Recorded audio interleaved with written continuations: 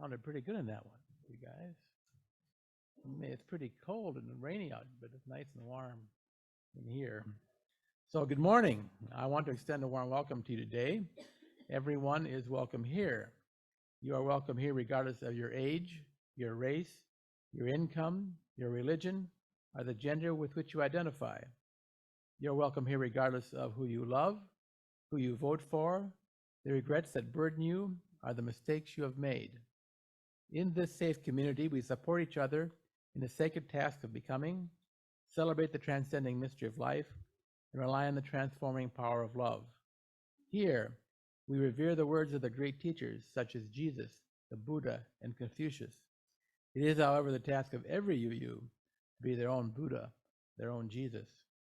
It is a cornerstone of our religion that each of us is the author of their own life experience. And through the practice of compassionate mind, we can heal our bodies, our minds, our spirits, and our planet. It is our work as a community to walk with each other along spiritual pathways that lead towards happiness, compassion, and life fully lived. And while we are a safe harbor where there is solace in healing, we are also a launching pad from which we are propelled into the tumult of life to live courageously, justly, and lovingly.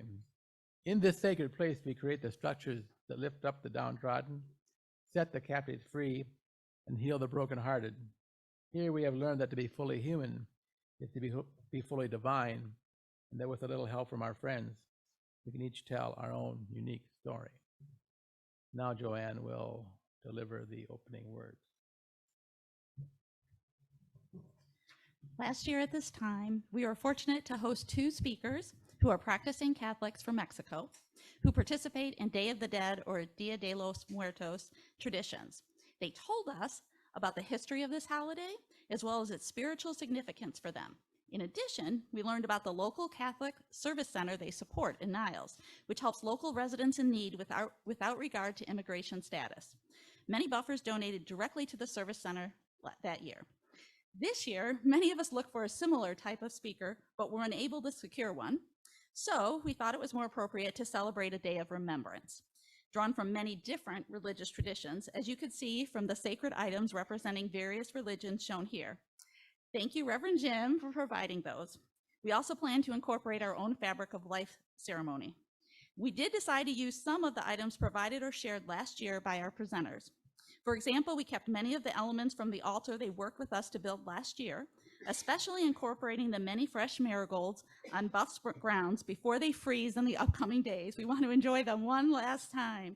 We also incorporated the tissue paper banners called papel picado that they directed us to use last year.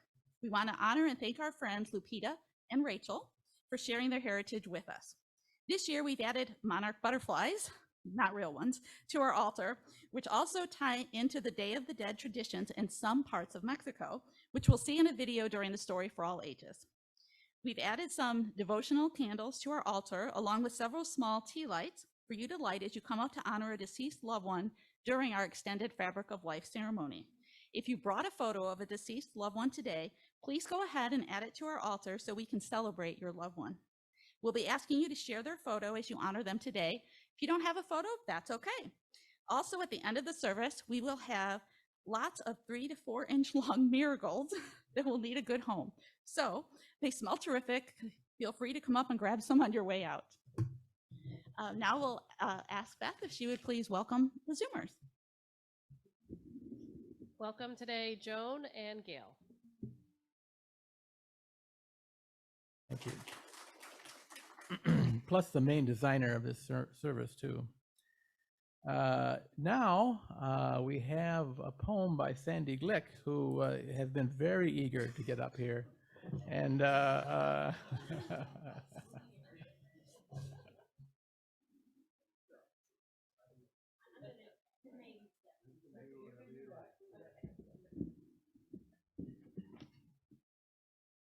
When great trees fall, rocks on distant hills shudder. Lions hunker down in tall grasses, and even elephants lumber after safety. When great trees fall in forests, small things recoil into silence, their senses eroded beyond fear. When great souls die, the air around us becomes light, rare, sterile. We breathe briefly. Our eyes briefly see with a hurtful clarity. Our memory suddenly sharpened, examined, gnaws on kind words unsaid, promised walks never taken. Our great souls die, and our reality, bound to them, takes leave of us. Our souls, dependent upon their nurture, now shrink, wizened. Our minds, formed and informed by their radiance, fall away. We are not so much maddened as reduced to the unutterable ignorance of dark, cold caves.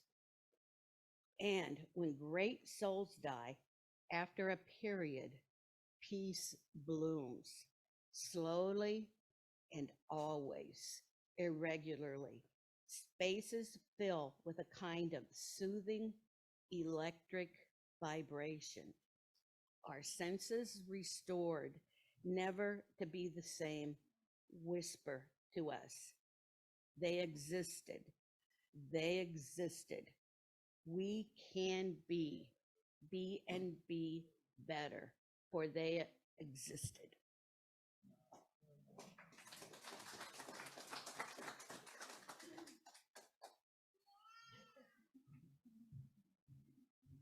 I really appreciate Sandy doing that because I've asked her a few times to do stuff, and she has said, quote, "I will never do that." So, but she did today. So, thank you, Sandy. And now it's time for our offering, and the offering words are on the screen. Let's say them over, and then perhaps a couple of the children to come forward to pass the plates around. Do we have children back there who'd be interested? And now I see some hands going up. So let's read our offering words. This fellowship is the community of ourselves. Its resources are our resources. Its wealth is what we share. As we contribute to the life of this community, we affirm our lives within it.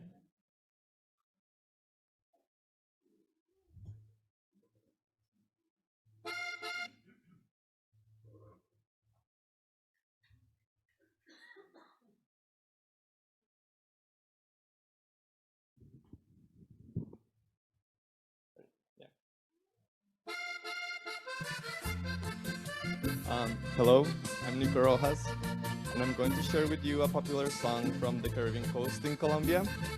Since the song is in Spanish, I'll try to translate it as it goes. It is a song about two friends and a deal they made.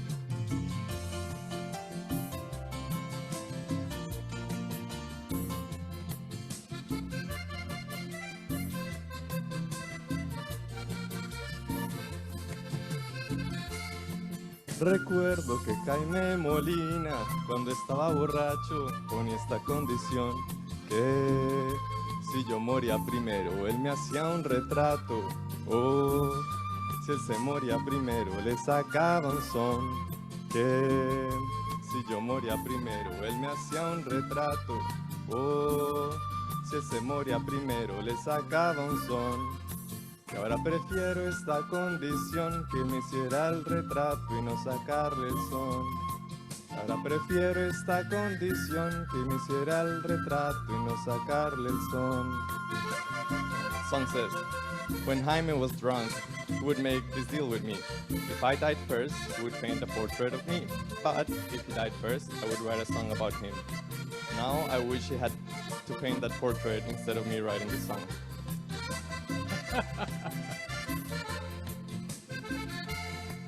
Famosas fueron sus parrandas, que a ningún amigo dejaba dormir. Cuando estaba bebiendo siempre me insultaba con frases de cariño que él sabía decir. Cuando estaba bebiendo siempre me insultaba con frases de cariño que él sabía decir. Luego en las piernas se me sentaba, me contaba un chiste y se ponía a reír. Luego en las piernas se me sentaba, me contaba un chiste y se ponía a reír. His parties were very famous. He would never let anyone go to sleep. When he was drinking, he would insult me with caring phrases he just knew how to say. Then he would sit on my legs, tell a joke, and start laughing.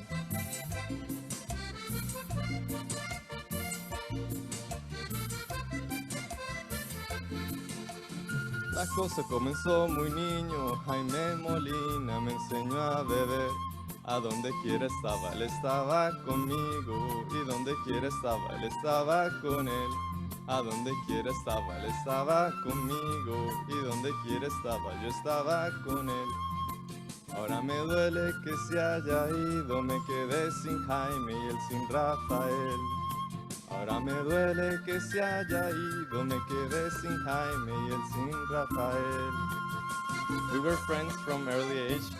He taught me how to drink. We were always together. It hurts me that he left. Now I'm without Jaime and he's without Rafael.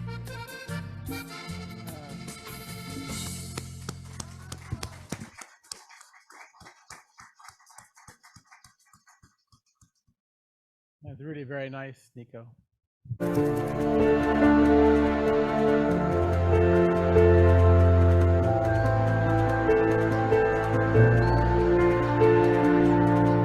It's not just butterflies from Iowa that travel here.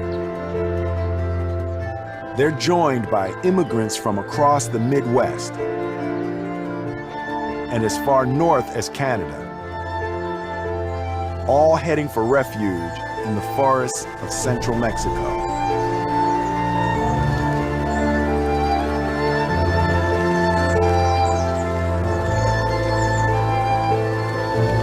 Millones y millones de mariposas vuelan en estas montañas. Nunca han estado en México en su vida.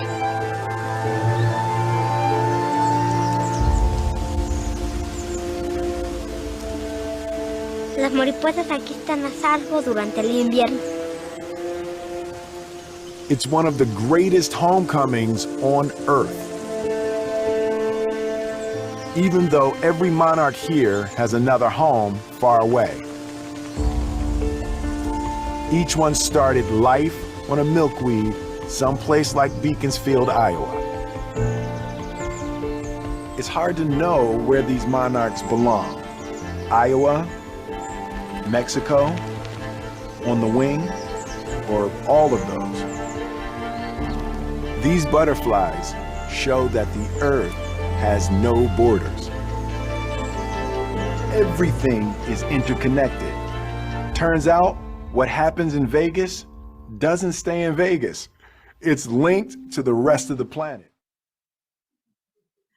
All right, you three. So I'm going to give you the microphone. I want you to tell me one thing you like about the video. The butterflies. I don't know. I need a bit to think. I don't know. All right, so I'll ask another question. This one should be a little easier. What did the butterflies represent to the people in the video? Day of the Dead. Yes, a specific part of Day of the Dead. The souls of their lost ones. Yes, they represented the souls of people they lost and still love. Do butterflies represent anything to you? You want to think about that? It's any answer is fine. I'm not looking for a specific answer. Nature. Nature, yeah. There was a lot of emphasis on nature, wasn't there? What do you know, and you might have picked it up from the video, or you might know this already, what do you know about the life cycle of monarch butterflies? How did they start, and how do they grow? Okay. They start as an egg and then they turn into a caterpillar and then they turn into a butterfly.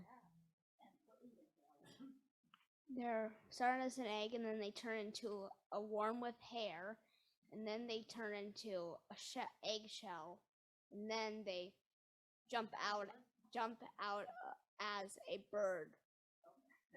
Flying pig, okay. And did you happen to catch, what do the monarch butterflies feed on when they are caterpillars? Leaves. Leaves of which plant? Milkweed. Yeah, milkweed. Okay, so does it make you feel, this is a question to think about, does it make you feel good knowing that a butterfly feeds on a milkweed you planted here in Michigan and that might one day find its way into that small village in Mexico and bring them joy? How does that make you feel? Sad. Why do you feel sad? Odd, because I never saw the butterfly, so I don't really know. So, but it's pretty cool that it's all interconnected, isn't it? The things we do here in Michigan can influence things that and people that far away. Glad. Glad. Okay. Well, thank you for watching and sharing your responses. Now, it might say, I'm not sure in the OOS, that we'll be singing out the children, but we're not going to sing you out.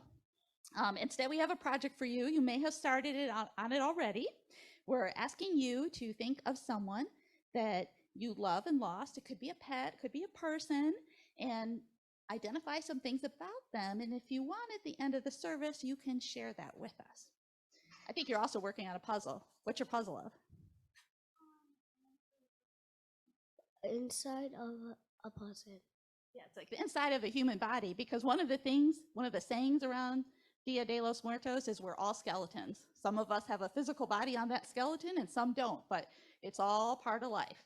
So that's why we have the puzzle of the human body. Okay, so thank you. You can go back to the table and think about milkweed seeds. And if you want to maybe disperse some in the spring, that would be a connection to the butterflies. Okay, let's see. So next, we've asked several BUUFers to share for 2 to 3 minutes about a conversation they would have with a deceased friend or relative if they could. And I know many of us have thought about that. I think sometimes about, gosh, if I could just talk to Mom one more time, all the questions I'd ask her, all the pictures I'd show her. But we asked some people to give that some thought, and many agreed.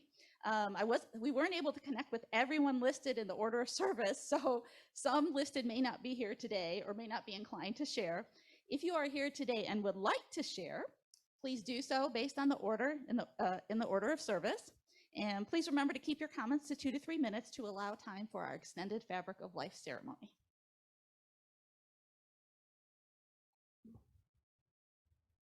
Sorry.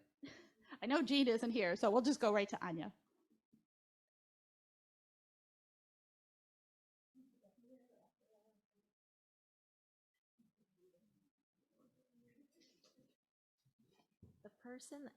The person I chose to speak about today is, oh, hi, Nadia. Don't touch anything there. She knew I was busy, so she was like, let me find the most breakable, flammable. Is actually her grandmother on her father's side, Lorraine Flaw. She died when her father was 17, so I never met my mother-in-law. However, I always think about her at the start of holiday season, which to me, Halloween is the start of Halloween season, or holiday season. So I have heard many stories about her, and I would love to talk to her about her deep passion for the holidays.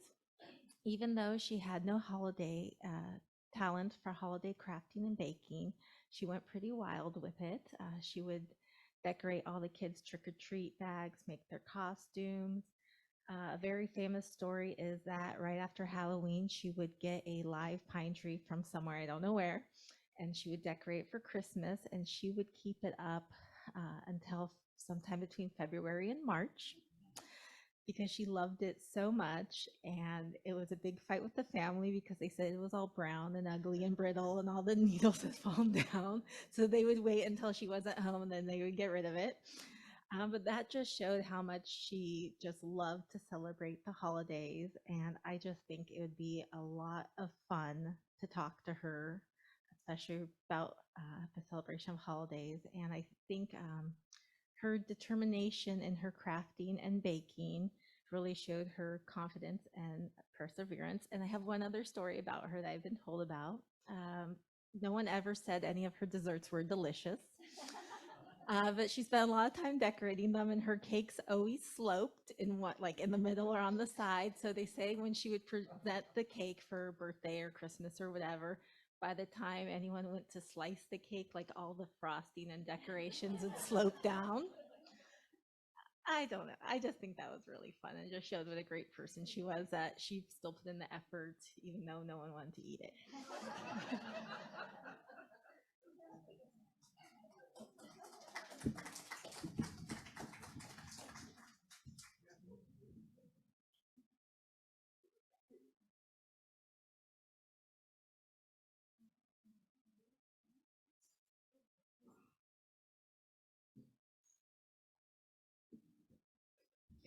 Well,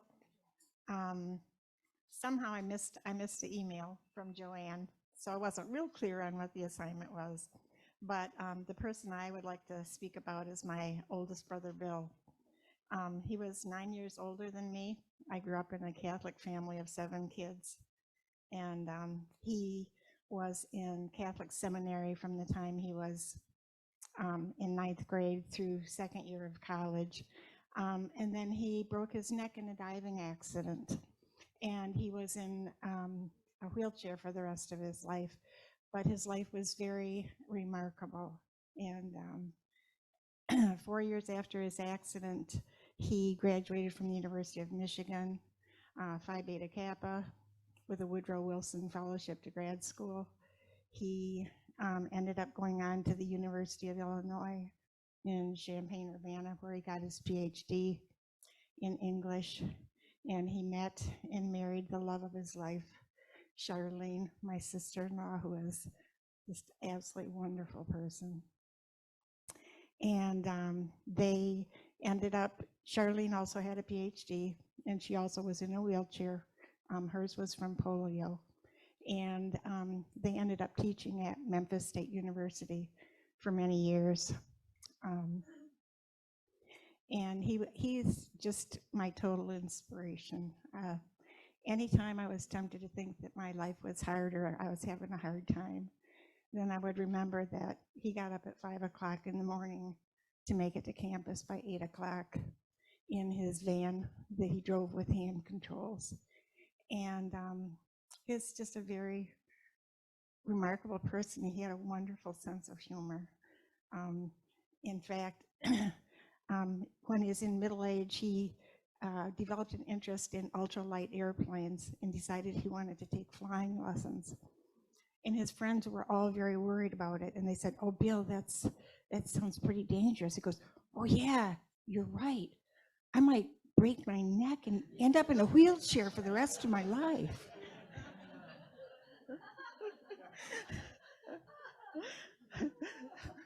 So at that point, they kind of backed off. Bill, yep. My maiden name is Deloach, Deloach, capital L. And he, like I said, he taught for many years. As he got older, he and Charlene both developed some medical complications, as you might guess. He, when he was in his early 60s, 63, 64, something like that, he finally decided that he was going to retire. His medical complications had just gotten to the point where they were just really interfering with his ability to teach. So I went to the Social Security office and to apply for retirement benefits. And the representative there said to him, "Oh, you don't have to take early retirement. We can just put you on disability." And he said, "What for? I'm not disabled." And that's how he saw himself, and that's how other people saw him. He organized a book club where he lived in Memphis for that kept going month after month for 20 years, reading books about theology, spirituality, philosophy. And every time we would go to visit, he would take our children down to the local bookstore and buy them each a book. That was his way of contributing to the next generation. he and Charlene never had any children, but they did have 3 dogs that they loved very much. And he's just, I miss him a lot. And he was just a good influence in my life.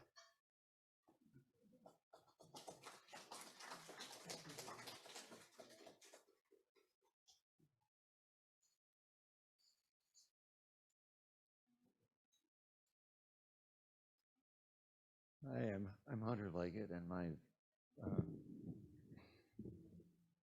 my brief remarks are about a house and a brother. The house is in Marshall, Michigan, high on a hill, 16 rooms. My uncle lived there till he was 106. The place was terribly run down. The hospital wanted, when my uncle died, the hospital wanted to buy it and raise it for a parking lot. So they didn't, because I attached something to the deed that made that impossible. So the house went further downhill and further downhill. And when I would visit the house, I would always call my mother when she was alive, my sister. I would tell them how it looked, particularly how the Gecko tree was. This beautiful Gecko tree. I would drive up the hill in dread that somebody had cut it down because of a wonderful Gecko tree. So I grew up with my sister Libby and my brother Buzz, who this is also about. And this last week, my children, who of course are in their 60s, came to see me, and we went over to Marshall. And some people had bought the house that are restoring it historically. It's incredible. It's so beautiful inside and out. And when I got through, I wanted nothing more than to call my brother Buzz and tell him about it. But he died on July 13th. And I miss him very, very much. He was a great guy. And the thing is, in my saved message on my phone, there's one that says, Hunter, it's Buzz, give me a call. I can't push that number 7.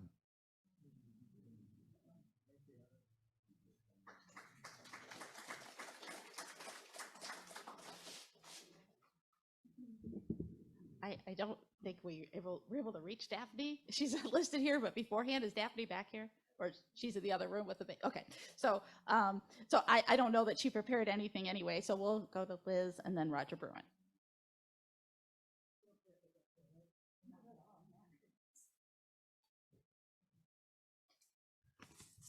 Good morning.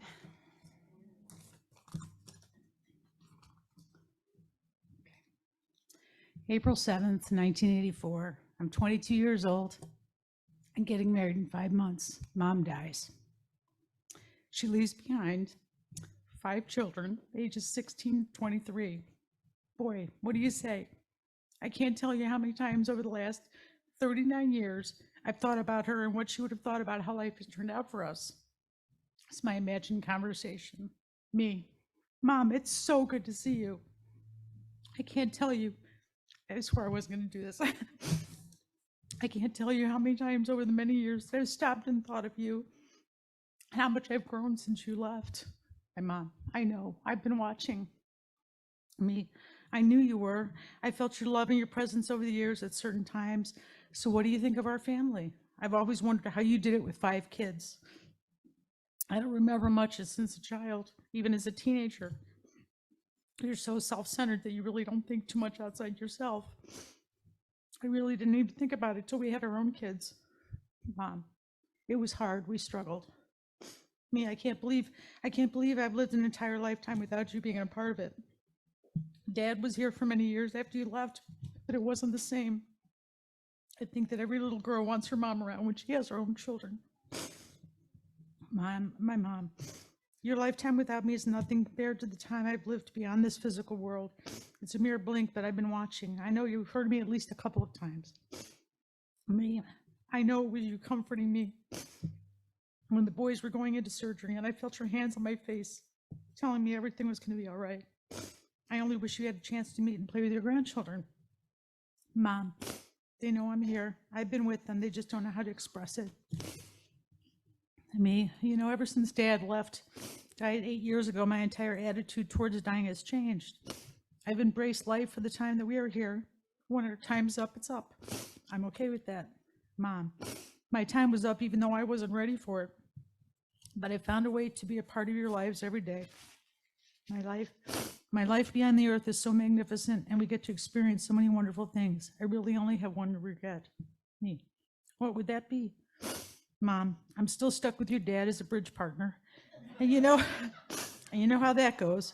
It's an awful game with your grandmas, uncles, and aunts. And I'm really glad you never learned how to play it. It's not worth it. I love you, honey. Gotta go. Dad's calling.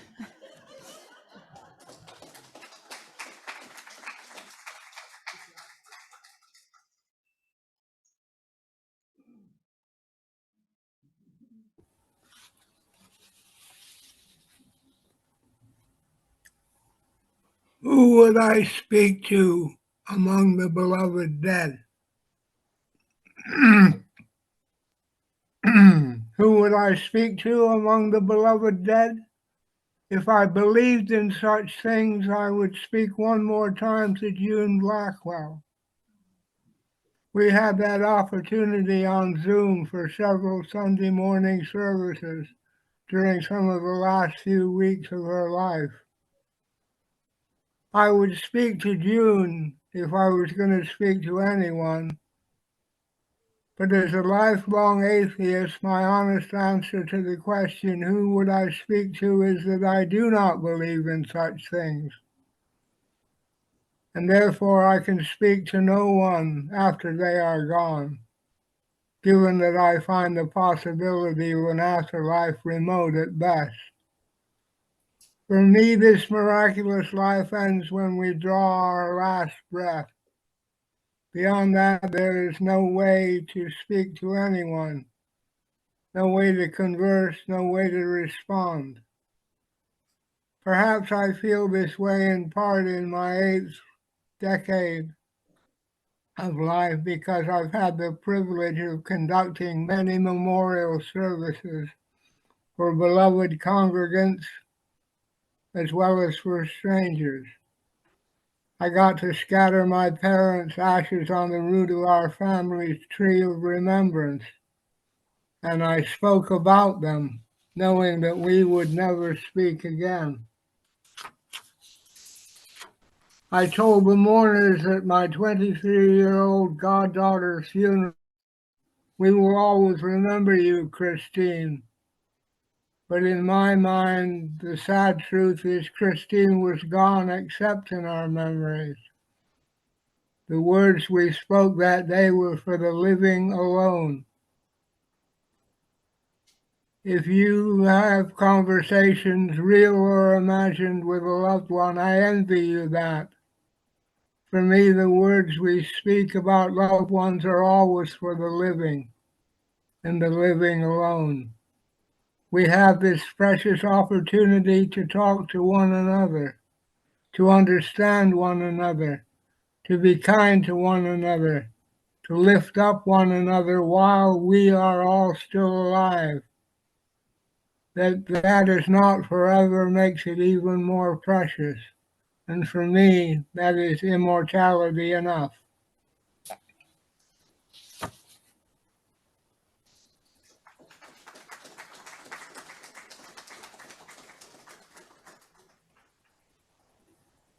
Thank you to everyone who spoke. Gloria is now going to lead us in a Fabric of Life ceremony, and hopefully, can you explain just a little bit for anyone who hasn't been through it before? Thanks.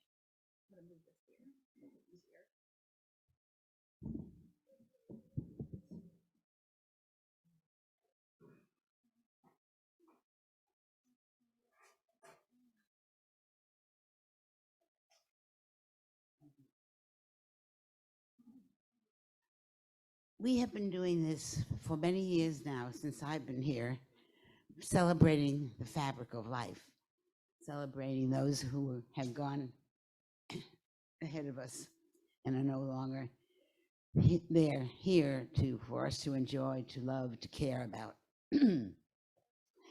So this is not anything new for us. We've done it many, many times. And this day, we're doing it again. And for many reasons, not only because of the people that we left behind, but before the people who are now dying in the foreign countries. And so before I even begin talking about weaving this thread of life for the fabric of life in all of us, I want to say, I was thinking last night as I was lying in bed, what do every once a month I say fabric of life. What is fabric of life? What does that mean? Someone who has worked with fabrics most of her life understands what it means in many ways. The weaving of beautiful colors and beautiful thoughts and beautiful ideas all are in this fabric of life. We laugh, we sing, we dance. We know what joy is in the fabric of life.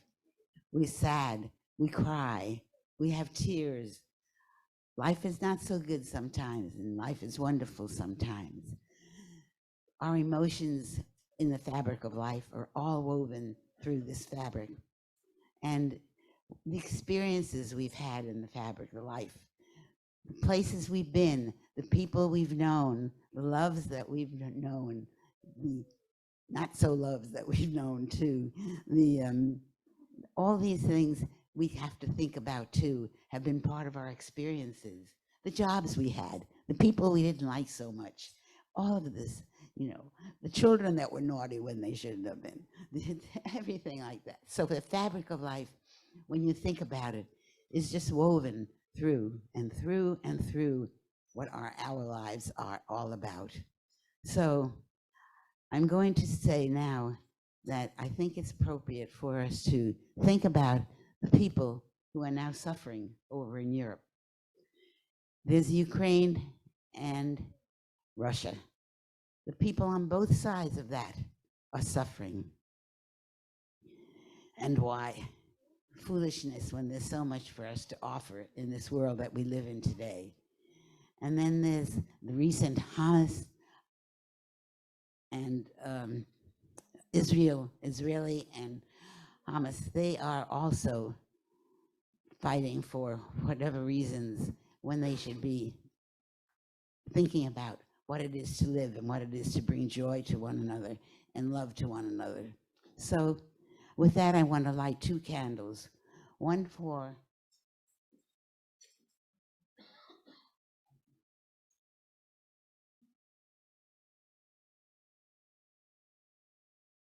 this one I'm going to light for Ukraine and for Russia, for the people on both sides, the young people, particularly the young people. They're the ones who carry the real blunt of these. The young people today are carrying this war with them all over. They're the ones, we're older, we're not fighting right now. Our bodies are not being attacked. Our minds are, of course, but they're the ones right now that we should be thinking about. And the families and the children.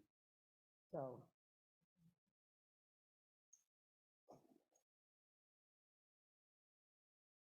here's for Ukraine, all the people in Ukraine, and for Russia, all the people in Russia who are suffering too. And then there's the people, the Israelis and the people in Gaza. Those people too are really, when you think about it and look at it, because now we have the opportunity to be able to not only hear, but to see what's going on. And so we must give thought to that. So for the people in Ukraine,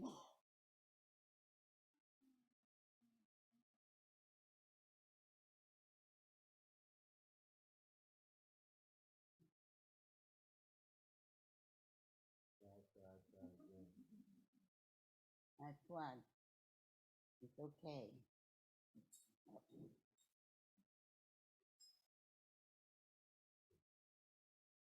Oh, there it goes. Magic hand.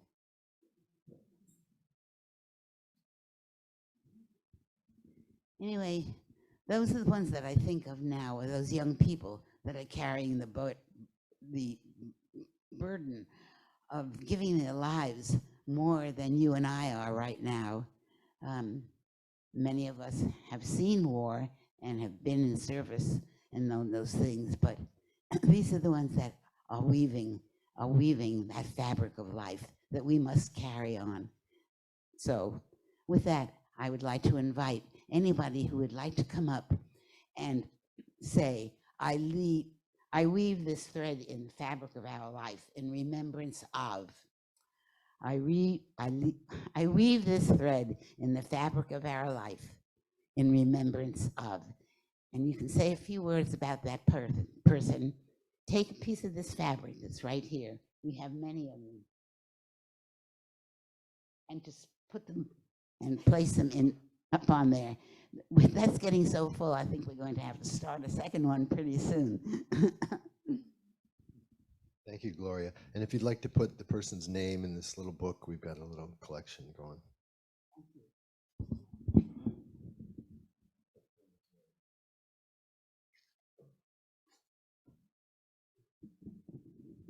Good morning, everyone. Joanne asked me to commemorate somebody who was either a charter member or a significant member from our ancient past. So I looked through our membership book, and the reason she asked me is the first two names in here are my parents, Marv and Kate Fuller. And so there's lots and lots of very significant people in here. People have done so much for this greater community, and anyway, it was hard to make a choice, but I settled on Al Barvix, who joined in 1978. This picture comes from the fellowship hall over here. Al lived by himself in a little white bungalow on Michigan Avenue, downtown St. Joe.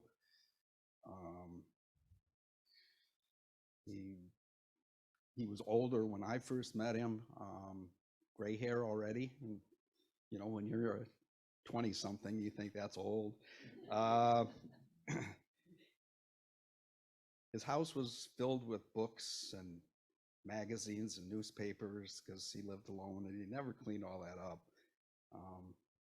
But he was also a very generous person. When he died, he left a huge grant to the Surrett Nature Center.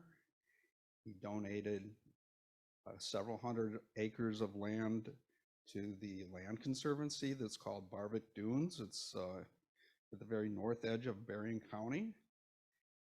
And he gave us all the money to start our endowment. He donated, I believe it was $180,000 to BUUF. And that's where our endowment and our social justice funds come from.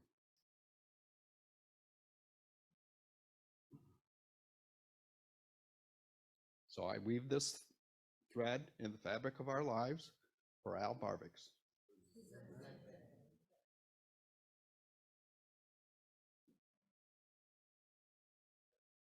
You can walk through the area that Al gave to us and gave to the state, and it's wonderful to go through. Yeah.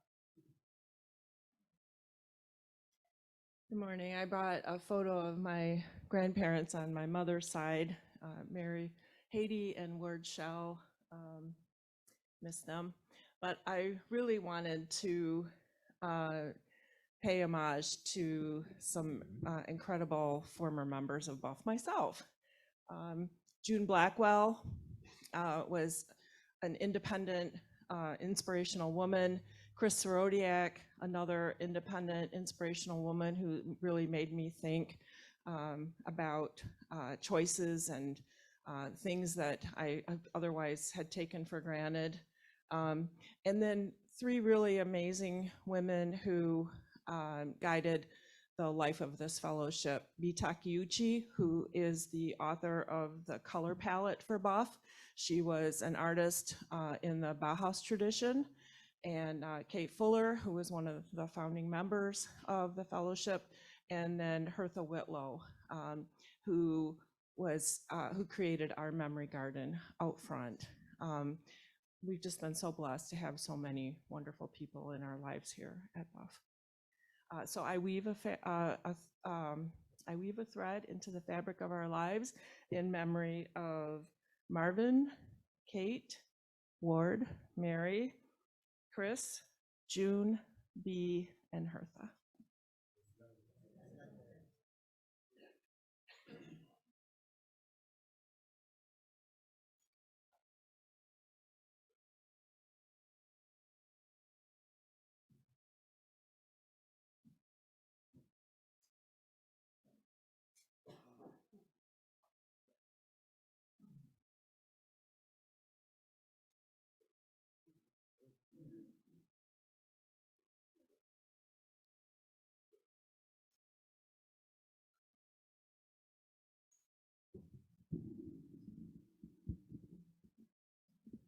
This is our uncle, and he died, and he was our mom's janitor at her school, and well, he was a good uncle, and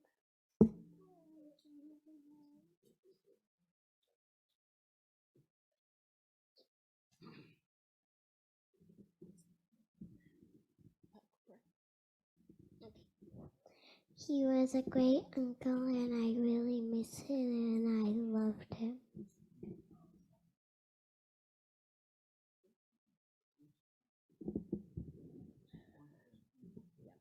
So we weave this thread in the fabric of our life in remember of Brian Peterson.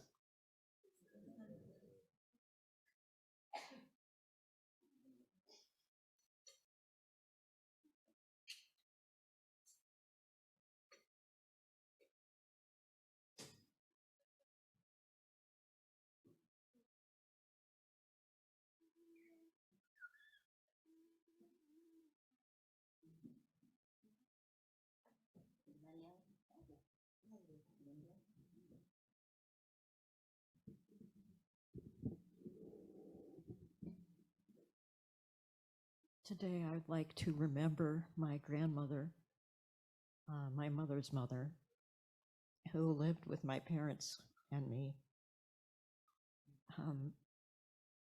until she died when I was 13, and she was 87. My grandmother had adventures when she was young. When she was in her late teens or early 20s, she went to the gold rush in Nome, Alaska, and spent a year as a lady's companion and helped her run a boarding house. And after 1 year, they had enough money to put in a claim. And so that's part of the story of her life. But then she went through hard times after, after that. Anyway, she met my grandfather at the 1904 World's Fair in St. Louis. You might remember there's a song, Meet Me in St. Louis. Well, that really happened. Growing up with my grandmother was sometimes a trial. She was very opinionated. And that's why I didn't speak about her last year, because in her youth, she walked away from the Catholic Church. And last year's ceremony seemed quite, well, Catholic to me. Grandma loved flowers, and she passed that love on to her daughter and also to me, though she might not have known it. Every year she planted annuals, among them marigolds, which she loved. And so I would like to weave this thread in the fabric of our life in remembrance of my grandmother, Mary Christ.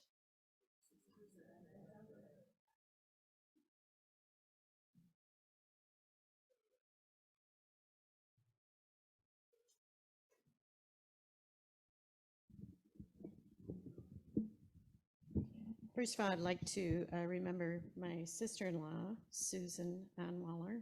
She passed away about a month ago, quite suddenly.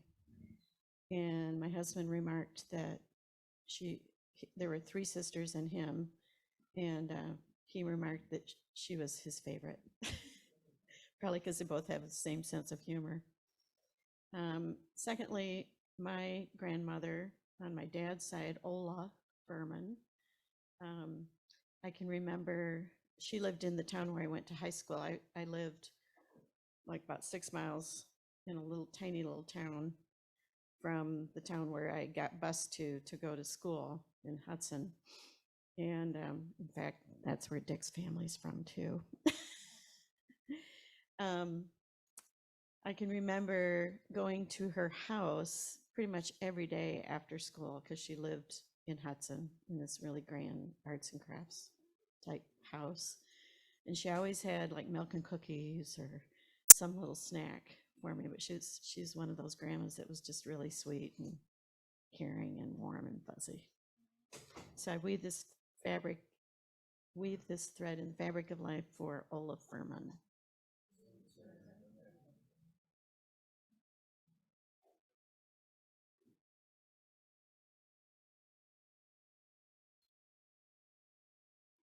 Hi.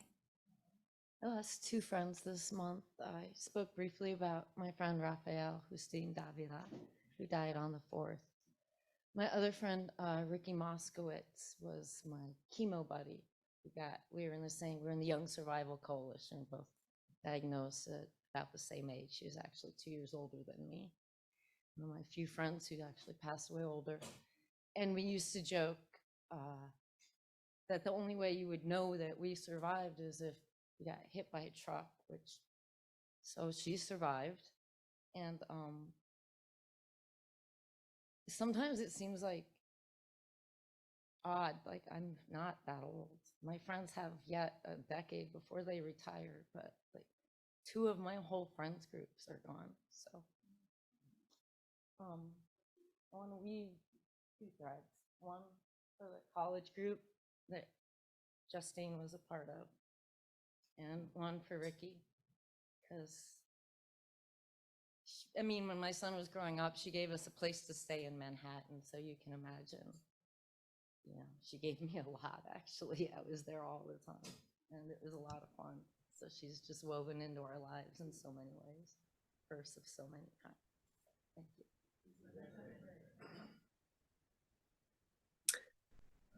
Good morning. This is Joan on Zoom. Beth told me to go ahead and go now. Hope you can hear me.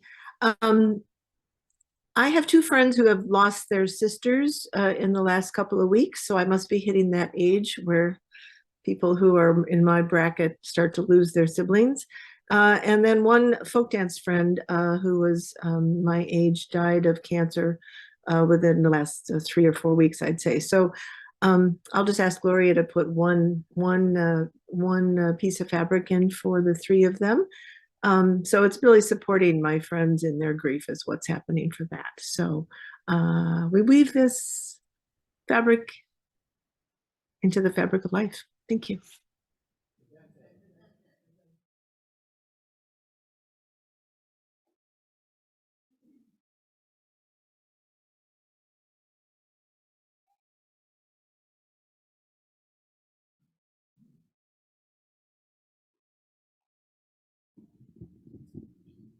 This chilly autumn weather has me thinking about a certain July 4th in Sault Ste. Marie, I think 2000 and, gosh, what was, no, it was sometime in the late 90s, I guess.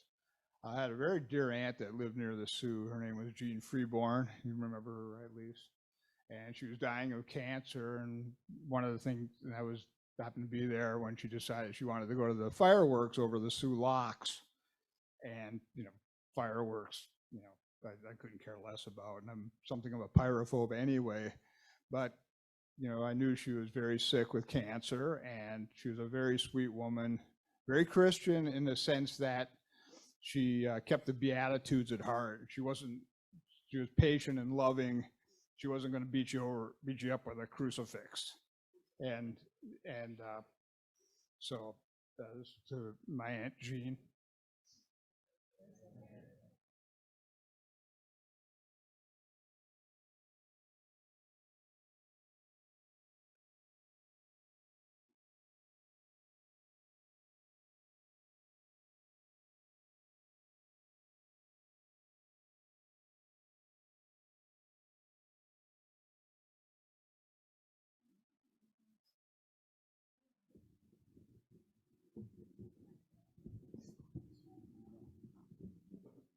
Um,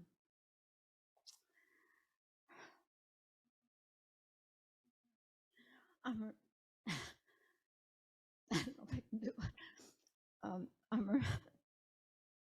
I'm remembering my husband, Jim, who died in '07. And what I remember about him most are some of the things he said, and I wrote down a few things. He said, "What if for one day we could just be kind instead of right?" And he said, "Part of my religion is to live and die without regret." And I remember three things he said in ICU before he died. He said, "I'm at peace. Enjoy your life. We'll meet again." And I believe it.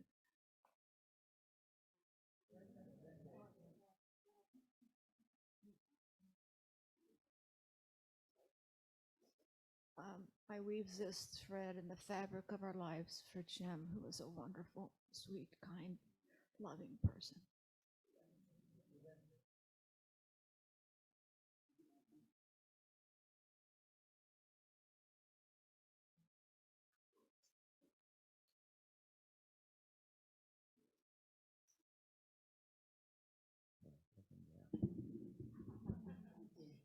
The little kids all know how to work this. Put it down, put it up, you know.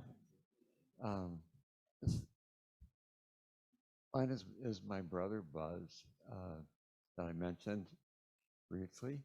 A lot of reasons to weave Buzz into the fabric of life here at this church. He was kind of a heroic guy because he was born with cerebral palsy. He had a severe case of polio, was 90% deaf, and yet he went on to be a brilliant businessman. He and I were buddies as kids, very close. Buzz was really what they used to call a Unitarian without knowing it. He didn't go to church, but he just would say, like, kind of like our friend Roger here, you know, when you're dead, you're dead. He suffered many losses himself, 2 wives, his girlfriend, his health,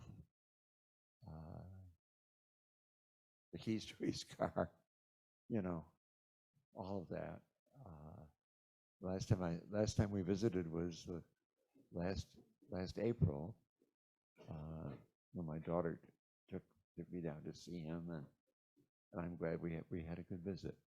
Another reason to weave Buzz into the fabric of this church is that he was a brilliant businessman who really had a very successful business, and I owned stock in this business, and both our camp and whatever I gifted this church was a great deal to Buzz. He thought the world of by being a Unitarian Universalist minister, and he thought this church was great. So for those reasons, weave a fabric of life for Don Leggett Sr.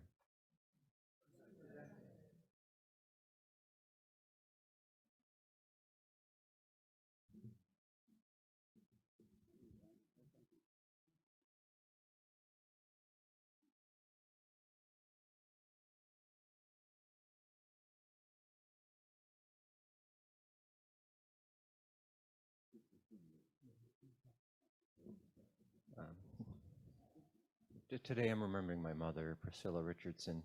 She's been gone 14 years, died of cancer. She and I had a complicated relationship. We were exactly alike emotionally and exactly opposite intellectually. And when she died, I was amazed. She was the holidays. When you came into the house, it looked like you were in a store, a Christmas store. 3 trees, every service.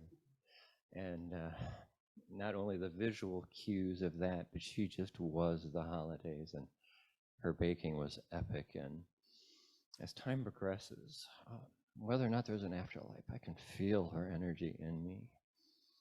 I feel like part of me went with her, and part of her stayed with me, and I'm grateful for that.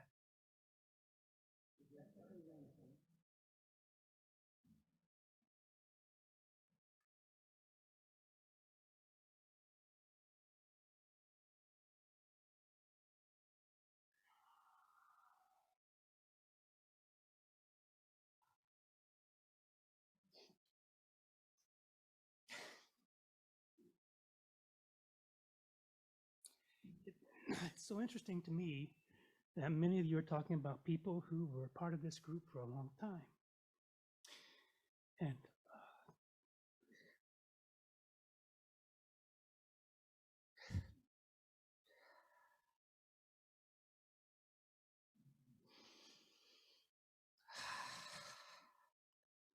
this was my wife, Jill, who got to come here once. She passed away a year ago.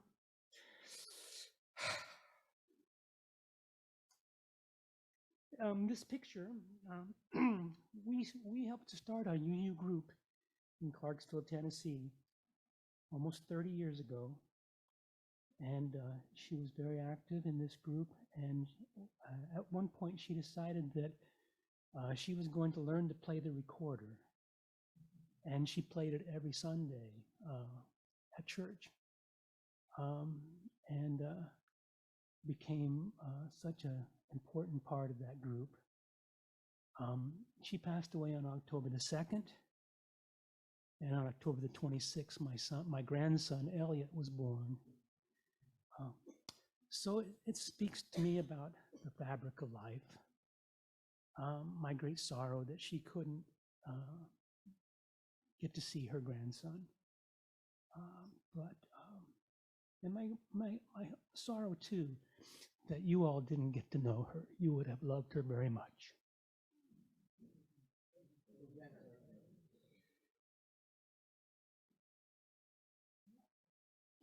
I weave this thread in the fabric of our life in memory of Jill Eichhorn.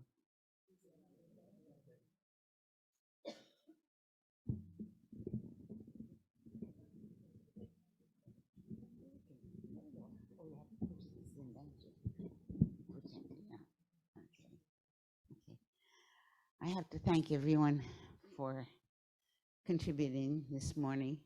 I would like to contribute one myself.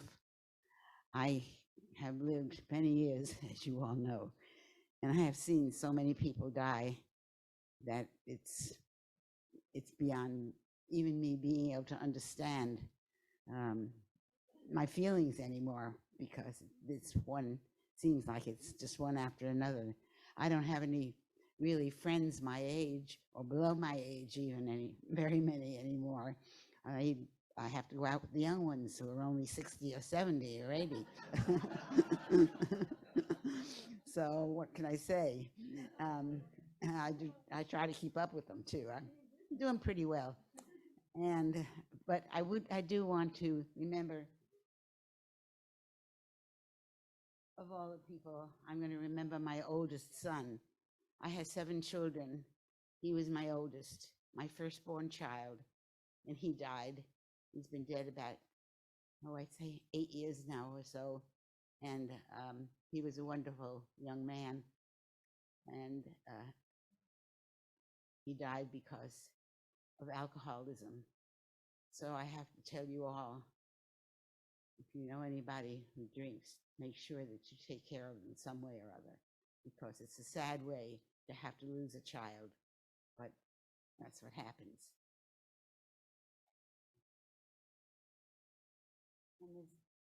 And there's nothing worse, if you're a mother, to lose a child. You can lose your husband, you can lose friends and everything else, but somebody who is part of you, so much a part of you, and a first one is pretty hard. You carry that with you every day.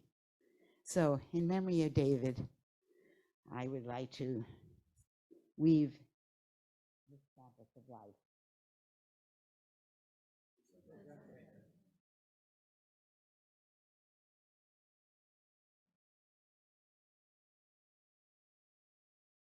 I want to thank everyone who shared their loved ones with us today.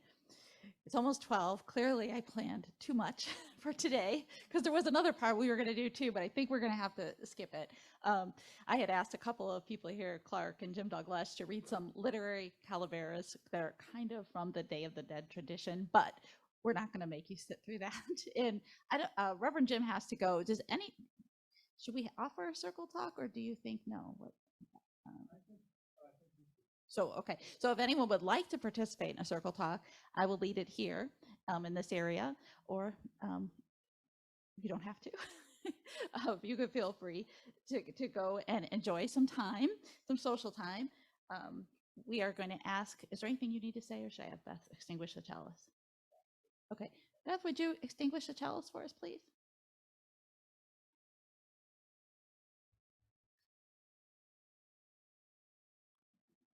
The flame of this chalice has been extinguished, and the sparks dispersed into the hearts of all here today.